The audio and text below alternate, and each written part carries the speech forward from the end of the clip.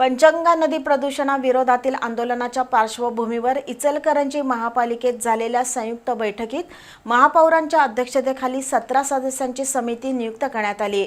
या समितीने बुधवारपासून प्रत्यक्ष कामकाज सुरू केले। समितीने प्रोसेसच्या पाण्यावर प्रक्रिया करणाऱ्या सीईटीपी प्रकल्पाची पाहणी केली। तसंच महापालिकेने काळ्या ओढ्यावर ठिकठिकाणी मातीचा बांध घालण्याचं कामही सुरू केलंय। पंचगंगा नदी प्रदूषणामुळे नदीकाठच्या नागरिकांच्या आरोग्याचा आणि जलचरांच्या अस्तित्वाचा प्रश्न निर्माण होतोय। शेती नापीक होत असून विविध समस्यांना तोंड द्यावं लागतंय। त्यामुळे प्रदूषणाविरोधातील आंदोलनाची धार वाढत आहे। आंदोलन अंकुश संघटनेने यामध्ये पुढाकार घेतलाय।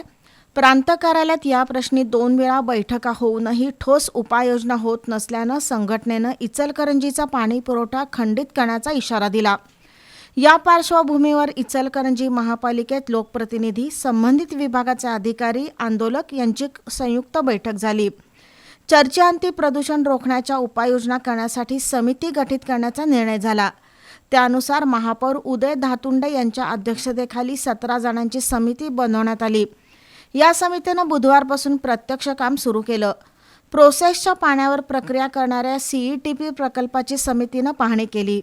यावेळी प्रदूषण नियंत्रण मंडळाचे क्षेत्रीय अधिकारी अंकुश पाटील, पाणी पुरवठा विभागाचे अभियंता अभय शिरोलीकर, आंदोलन अंकुश संघटनेचे धनाजी चुडमुंगे, धनाजी माने, नागेश काळे यांच्यासह समितीच्या सदस्यांचा समावेश होता। दरम्यान महापालिकेनेही काळ्या ओढ्यावर 4 मातीचे बंधारे घालण्याचं काम सुरू केलंय। तर एसटीपी प्रकल्पाजवळ ओढ्यात सिमेंट काँक्रीटचा बंधारा बांधण्याच्या कामाचा कार्यादेशही दिले आहेत। एकूणच प्रदूषण रोखण्यासाठीच्या उपाययोजनांच्या कार्याला गती आल्याचं दिसत आहे।